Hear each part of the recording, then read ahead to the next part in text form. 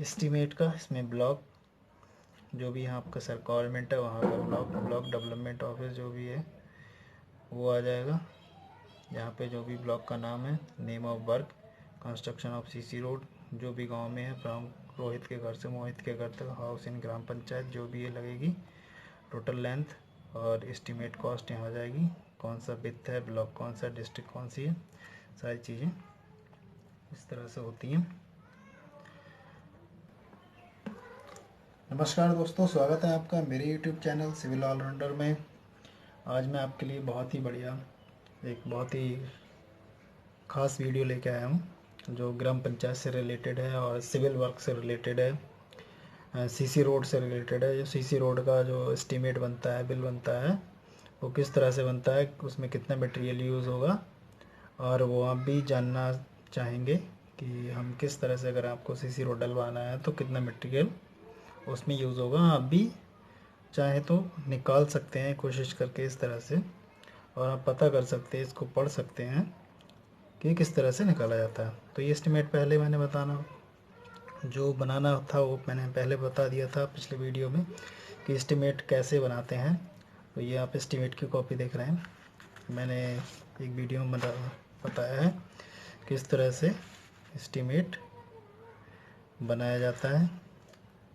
ये इसका front page है, फिर इसकी डिटेल है, डिटेलिंग और रिकॉर्ड। फिर इसके बाद इसमें है ये bill of quantity, labour cost, material, इसमें मटेरियल की कॉस्ट है।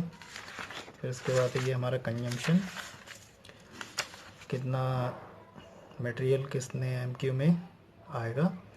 कंजम्पशन में पूरा डिटेल वाइज दे रखा है इसमें, लेकिन इसकी जब हम एमबी बनाएंगे तो इसको भी निकालेंगे और इसमें भी हम मेन डिटेल उसमें शो करेंगे एमबी में।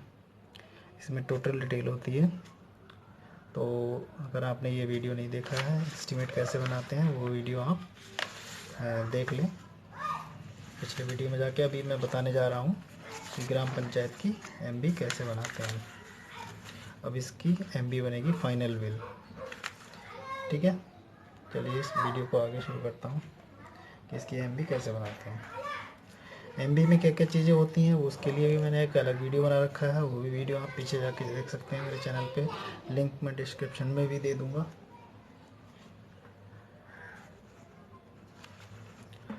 सबसे पहले है रिकॉर्ड मेज़रमेंट। जो हमने रिकॉर्ड किया है काम होने से पहले, उसका हम रिकॉर्ड मेज़रमेंट में डालेंगे। जो हमने रिकॉर्ड में नोट किया है, नाप के लाए हैं, तो क्या क्या काम होना है वो हम रिकॉर्ड में डालेंगे। जो काम हमारा फाइनल में जाके वो काम जो हमें दिखेगा नहीं, जो नीचे दब जाएगा, छुप जाएगा, उस तरह का काम रिकॉर्ड में हम डाल देते हैं, रिकॉर्ड में लेते हैं एमबी में। सबसे पहले अर्थवर्क इन एक्सकवेशन ऑर्डिनरी सॉइल। अर्थवर्क का हम एक्सकवेशन मतलब जो मिट्टी खुदाई करेंगे, कोई भी काम करने से पहले किसी भी तरह की ज़रूरत है मिट्टी खोदने की, चाहे बुनियाद भरनी हो या कुछ और कटिंग करनी हो रोड डालने के लिए। अगर ऊंची जगह है तो उसमें कटिंग करेंगे, अगर थोड़ा खाली जगह है लेवल उठाने की तो उसमें फिलिंग करेंगे। अर्थवर्क का मतलब ये होता है, ऊबड़ खाबड़ जगह है तो उसे प्लेन करेंगे। तो यहाँ हमने क्या किया, हमने जो दोनों साइडों की फाउंडेशन है, एजिंग जो है हमने ली है अर्थवर्क में। जो रोड के दोनों साइड हम दीवार बनाएंगे, एक तरह से एजिंग लगाएंगे, ठीक है।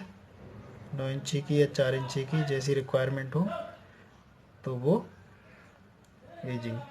तो एजिंग वेस हमारे दो होंगे। तो टोटल लंबाई सीसी रोड की है 52 मीटर। इसको 2 फीतों में तोड़ दिया है, 52 मीटर को डिवाइड कर दिया है 2 से।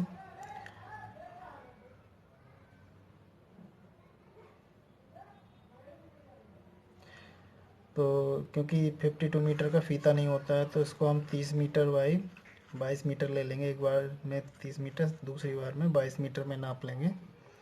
और 15 मीटर के भी हम नाप सकते हैं। एक बार में ज़्यादा लंबा नापने में एरर आ जाता है, तो 15 या 30 मीटर में ही हम नापेंगे, उससे कम में ही दो चैनल उसके चैनल्स बनाएंगे, तोड़ेंगे इसको। तो 2 गुणा 30 गुणा 0.3 ये है इसकी चौड़ाई, ठीक है। कितनी चौड़ी हमने खो दी है एजिंग के लिए। उसके बाद डेप्थ इसकी 150 mm हमने डेप्थ में खो दी है। इसकी क्वांटिटी हमारी आ गई, क्वांटिटी इतनी आ गई। फिर हमने दोबारा इसका लिया जो बचा 22 मीटर, उसको गुणा करके 1.98 टोटल हमारा आ गया 4.68 m³ हमारा आ गया, मिट्टी खुदाई एक्सकवेशन आ गया। अब आ जाएगा हमारा पीसीसी एक 612 का आएगा हमारा 40 mm ब्रिक बेलास्ट के साथ। जो 40 mm की ब्रिक की गिट्टी होती है उसको उसके साथ हम पीसीसी डालेंगे। तो ये हम बीच वाले एरिया में डालेंगे, ठीक है। इसकी चौड़ाई हमारी 4 मीटर है, तो हमने इसको भी, ये हमारा एक ही है, सिंगल चैनल है, तो 30 मीटर लेंथ हमने ली है। एक जगह हमें मिला है, स्टार्टिंग में मिला है 4.2 मीटर, हमें मिला है 4.2 मीटर, प्लस दूसरी जगह हमें मिला है 3 पॉइंट, बड़ा बड़ा लिख के दे देता हूँ, डिवाइड कर देंगे 2 से, तो हमारा ये एवरेज चौड़ाई निकल के आ जाएगी हमारी, ठीक है, 4 मीटर। और हमने इसकी डेप्थ ली है 75 mm, मोटाई जो है उसको पीसीसी कितना मोटा डालेंगे, 100 mm भी डाल सकते हैं, तो हमने यहाँ पे 75 mm लिए, तो हमारा 9 m³ आएगा, ठीक है। इसके बाद हमारा 22 मीटर चाहिए, तो इसमें हमारा आ गया 3.8 मीटर हमें बीच में मिला है, फिर लास्ट में जाके भी हमें 4.2 मिला है, फिर हमने 2 से डिवाइड कर दिया, तो हमारा ये एवरेज 4 मीटर आ गया। तो इस तरह से हमने इसको भी, टोटल हमारा ये आ गया एजिंग स्लैब बेस का। स्लैब में जो डालेंगे, अब एजिंग के नीचे भी हम गिट्टी डालेंगे, एजिंग के किनारे पे जो नीचे फाउंडेशन में इसके भी दीवार के नीचे हम पीसीसी डालेंगे। ये भी हमने 2 बार में लिया है, 2x2 दीवारें हैं 30 मीटर में, और इसकी बिर्थ हमारी है 300 mm, और डेप्थ हम इसके नीचे भी 75 mm डालेंगे। इसका क्वांटिटी हमारा आ गया टोटल, जो तीनों का पीसीसी का हमारा क्वांटिटी आ गया, स्लैब बेस का और एजिंग बेस का 17.94 m³। अब आ जाते हैं ब्रिक वर्क में। ब्रिक वर्क एंड फाउंडेशन हमारा ब्रिक वर्क होगा एजिंग बेस में, ठीक है। तो एजिंग में हमारा ब्रिक वर्क होगा, बेस काट देता हूँ, और इस तरह से 2x3 30 मीटर लंबा, और पॉइंट हमारी चौड़ाई है दीवार की 0.23 मतलब 23 सेंटीमीटर, 230 mm की दीवार है हमारी, 9 इंची मतलब इसका होता है 9 इंची। और हाइट हमारी 1 फीट है, 1 फीट में हमारा कितना आया ईंटा 4.14, और 22 मीटर इंटू 2 0.23, और इसकी हाइट है सेम है, तो दोनों को मिला के 7.17 m³ आ गया ब्रिक वर्क। तो 4th नंबर पे है पॉलीथीन हमारी, पीएल प्रिंट लेवल पे जो हम पॉलीथीन डालेंगे 1.25 माइक्रोन की पॉलीथीन शीट है, जो हम उसके नीचे डालेंगे पीसीसी के ऊपर और कंक्रीट के नीचे, उनको मतलब बीच में हम पॉलीथीन डालेंगे, दोनों के बीच में पीसीसी और सीसी कंक्रीट के बीच में पॉलीथीन बिछाएंगे हम, ठीक है, ताकि जो सीलन वगैरह है वो ज़्यादा ना आए, रोड डैमेज जल्दी ना हो। तो हमारा ये पॉलीथीन का क्वांटिटी आ गया 208 स्क्वायर मीटर। अब आते हैं हम डिटेल में। अब डिटेल मेज़रमेंट में आते हैं। हमारा डिटेल मेज़रमेंट में हमारा सबसे पहले आएगा plinth level CC work, CC जो हमने सीसी का काम किया है, जो उस पर सीसी ढलाई की है, तो 30 मीटर है हमारा लंबाई। पहले चैनल में हम 30 मीटर लेंगे, टोटल हमारा 52 मीटर है। 2 बार में तोड़ के हम इसको निकालेंगे, ताकि एक बार में ज़्यादा एरर ना आए, कोई गलती ना हो, किसी तरह का मटेरियल ज़्यादा या कम ना हो। तो हमारा ये जिस तरह से पिछली बार में नापा है हमने चैनिस के हिसाब से, पहले फीते के स्टार्टिंग में हमारा 4.20 प्लस 3 आखिरी में 3.8 आके 2 से भाग कर दिया, तो हमारा टोटल 4 मीटर इसकी विड्थ मिल गई। हमने इसको थिकनेस जो है इसकी मोटाई ली है 100 mm 100 mm मोटाई ली है, तो हमारा 12 m³ आ गया इसमें। और 22 मीटर में हमारा 3.8 हमने चौड़ाई प्लस 4.2 हमें 2 जगह चौड़ाई मिली है, इसको 2 से डिवाइड कर दिया, तो हमारी 4 मीटर चौड़ाई आ गई। इसको डेप्थ में हमने लिया, मतलब इसकी थिकनेस हमने इसको भी 100 mm में लिया है। टोटल जो भी है थिकनेस 100 mm भी रहेगी, 100 mm भी रहती है, 150 mm भी रहती है, वो कंडीशन के हिसाब से रहती है, कहाँ पे किस जगह पे कितनी ज़रूरत है। 6 इंची 8 इंची 10 इंची अपने उस लोड के हिसाब से पड़ती है, डिज़ाइन के हिसाब से। एजिंग पे जो हमारे साइड में एजिंग होती है उस पर कंक्रीट डालेंगे, वो कंक्रीट हम डालेंगे 9 इंची की दीवार जो हमने साइड से लगाई है, अभी हमने बीच में कंक्रीट डाली थी, अब एजिंग पे डालेंगे। एजिंग में हमारी 2 चैनल में एजिंग भी है हमारी, 23 सेंटीमीटर चौड़ी हमारी 9 इंची की दीवार है, उस पर डाल दी जाती है। इसको 25 mm मोटर डालेंगे, मतलब 1 इंची में हम उसको ईंटों के ऊपर 1 इंची माल चढ़ा देंगे, 1 इंची 2 इंची जैसा भी रिक्वायरमेंट हो उतना हम चढ़ा दिया जाएगा। तो हमारा इसकी क्वांटिटी ये आ गई। अब टोटल क्वांटिटी जो हमारी आ गई निकल के, total quantity 21.39 m³ total quantity. उसके बाद हमारा क्या बचा, हमारा बचेगा कंस्ट्रक्शन जॉइंट। जो हम जॉइंट बना देते हैं रोड की साइड में, मतलब सॉरी रोड के बीच में जो जॉइंट काटते हैं, ग्रुप काटते हैं, ठीक है, ताकि पूरा रोड डैमेज ना हो, एक पार्ट ही डैमेज हो, उसे आसानी से रिपेयर करा जा सके। तो 16 जॉइंट हमारा है, 4 मीटर लेंथ है, टोटल आया 64 रनिंग मीटर। तो जितना भी हमने पीछे रिकॉर्ड में जो भी हमने पीछे कंपोनेंट लिखे हैं उनको हम दोबारा डिटेल में लेके आएंगे, सेम एज करके उनको लिख देंगे डिटेल में। जैसे हमें 3 नंबर पे 2 नंबर तक हमारा डिटेल ख़त्म हो गया। अब जो रिकॉर्ड वाली चीज़ें वो भी डिटेल में उतार देंगे सेम करके। 3 नंबर पे earthwork excavation same as, page number कितने पे हमने पीछे इसकी क्वांटिटी निकाली है तो यहाँ पे वो लिख दिया। फिर पीसीसी की हमने सेम एज करके यहाँ पे लिख दी, ब्रिक वर्क की यहाँ लिख दी, ठीक है। और पॉलीथीन हमारा टोटल लिख दिया। कंजम्पशन हमारा आ गया। कंजम्पशन ऑफ मटेरियल हम निकालेंगे दोबारा। जो डिटेल और रिकॉर्ड हमारा हो गया, अब हम निकालेंगे कंजम्पशन ऑफ मटेरियल।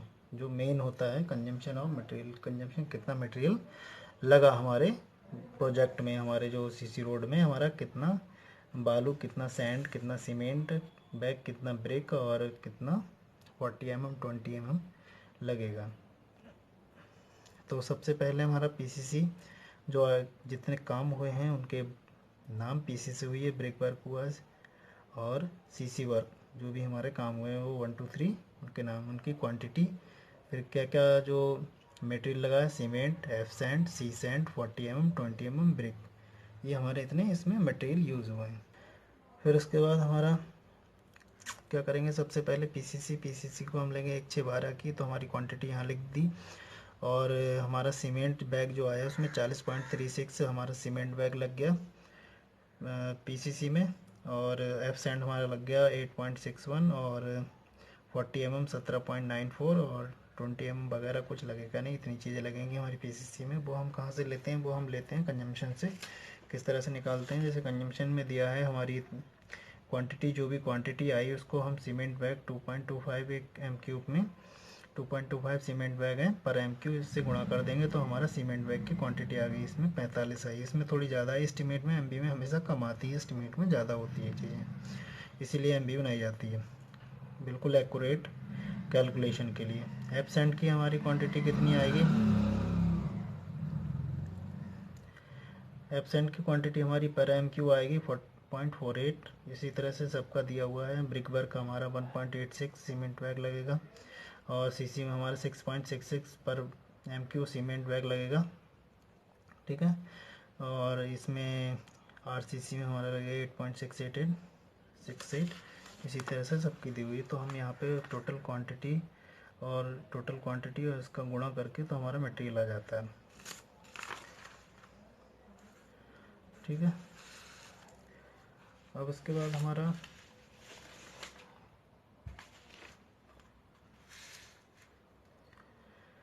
अब हम निकालेंगे ब्रिक वर्क। ब्रिक वर्क हमारा आ गया 7.17 क्वांटिटी हम पीछे निकाल चुके हैं, इसमें भी है यहाँ पे।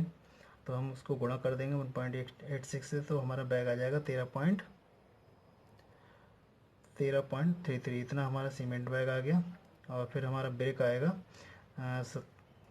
7.17 इंटू 460 पर m³ हमारा ब्रिक लगता है ब्रिक वर्क में। तो हम इसको गुणा कर देंगे 460 से, तो हमारा 3298 ब्रिक आ गया, ठीक है दोस्तों। ध्यान रखना है इसको, 460 पर m³ ब्रिक दिया जाता है ब्रिक वर्क में, तो हम इसको गुणा कर देंगे तो हमारा ब्रिक निकल के आ जाएगा टोटल क्वांटिटी से। और सीसी हमारा सीसी ढलाई की क्वांटिटी हमारी 21.39 थी, तो इसमें हमारा बैग आ गया 142.45 सीमेंट बैग आया। उसमें सी सैंड, कोर सैंड यूज़ होगा, मोरम बालू जो मोरम यूज़ होगी वो 9.62 m³ आ गया हमारा, 20 mm 19.25 आ गया, ठीक है। 20 mm हमारा 0.9 होता है पर m³, 0.9 होता है पर m³, 0.9 से इसमें गुणा कर देंगे तो हमारा 19.25 आ जाएगा। अब इन सबको जोड़ के हमारी जो क्वांटिटी आ गई 196 हमारा सीमेंट बैग आ गया, एफ सैंड आ गया 10.54 और सी सैंड आ गया 9.62 और 40 mm आ गया 17.94। ब्रिक हमारा आ गया 3298 और 20 mm आ गया 19.25 m3। अब ये जब मटेरियल की क्वांटिटी निकल के आ गई, हम इसका निकालेंगे रेट, लेबर रेट इसको डाल लेंगे जो काम करने में कितना पैसा लगा वो और इसका क्वांटिटी। ठीक है, तो सबसे पहले आ जाते हैं लेबर कॉस्ट। हम लेबर कॉस्ट निकालें। लेबर कॉस्ट हमारा कैसे निकलेगी, ये है कॉस्ट ऑफ लेबर। अर्थवर्क का जो एक्सकैवेशन किया उसका हमने क्वांटिटी कितना था तो उसका हम रेट कितना दे रहे हैं उससे गुणा कर देंगे, तो हमारा अर्थवर्क का खर्च जो है वो निकल के आ जाएगा। ठीक है, लेबर कॉस्ट निकल के आ जाएगा। ऐसी पीसीसी की क्वांटिटी हमारी इतनी थी और हमने इससे 500 से गुणा कर दिया तो हमारा इतना पैसा आ गया। इसी तरह से सारी चीज़ों के क्वांटिटी से और रेट से गुणा कर देंगे। जो भी रेट दिए हुए हैं उस जगह के कोड में जो भी रेट दिए हुए होते हैं उस हिसाब से इसको कर देंगे गुणा, तो हमारा टोटल रेट निकल के आ जाएगा। इसी तरह से अब आते हैं मटेरियल पे। कॉस्ट ऑफ मटेरियल, मटेरियल की कीमत कैसे निकालें, कितने रुपए का हमारा मटेरियल लगा। तो सीमेंट बैग हमारा कितना है 196 बैग है। ठीक है, उसका रेट क्या है, यहाँ पे रेट में एक मटेरियल में ये होता है जीएसटी और विदाउट जीएसटी। हम किसी भी मटेरियल का रेट हम जीएसटी सहित भी ले सकते हैं और विदाउट जीएसटी। तो जीएसटी सहित ही रेट लीजिएगा, बिना जीएसटी के रेट लोगे फिर बाद में एवरेज निकाल के टोटल जीएसटी जोड़नी पड़ती है। तो यहाँ पे विद जीएसटी मान लेते हैं रेट हमारा 310 रुपये है, तो हमारा ये सीमेंट बैग का पैसा आ गया। उसके बाद एपसेंट जो भी यूज़ होगा, एपसेंट में जो है 10 m3 10.94 क्यूबिक m3 आ गया, तो इसका रेट जो भी है 1300 स्क्वायर मीटर वो आ जाएगा। सी सैंड कोर सैंड जो भी है, total quantity into rate 20 mm total quantity into rate, 40 mm total quantity into rate, brick total quantity into rate. Polythene का सीट मटेरियल में तो टोटल क्वांटिटी स्क्वायर मीटर में है, इसका रेट इतना है, तो टोटल अब इस सब का टोटल हो जाएगा। मटेरियल का जो है टोटल हो जाएगा, यहाँ लेबर का जो टोटल हो जाएगा। लेबर चार्ज कितना आया, मटेरियल चार्ज कितना आया, सबका टोटल आ जाएगा। सबका टोटल आने के बाद समरी ऑफ कॉस्ट आएगा। Summary of cost, total cost, abstract of cost बोलते हैं। तो कॉस्ट ऑफ लेबर हमारा आया 35,815 कॉस्ट ऑफ लेबर। और मटेरियल कॉस्ट इन सबको ऐड कर दिया जाएगा। अगर जीएसटी ऐड नहीं है तो यहाँ पे ऐड जीएसटी ऑन मटेरियल करके और टोटल जो है पूरे प्रोजेक्ट का टोटल निकल के आ जाएगा। ठीक है, इस तरह से टोटल निकल के आता है। जो भी है देख लीजिए,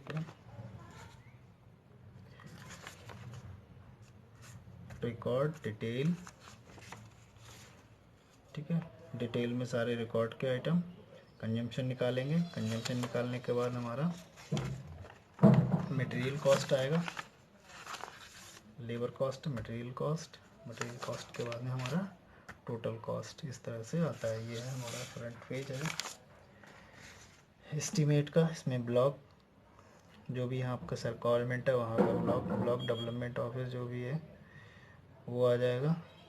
यहाँ पे जो भी ब्लॉक का नाम है, name of work, construction of CC road जो भी गांव में है, फ्रॉम रोहित के घर से मोहित के घर तक, हाउस इन ग्राम पंचायत जो भी ये लगेगी, टोटल लेंथ और एस्टीमेट कॉस्ट यहाँ आ जाएगी।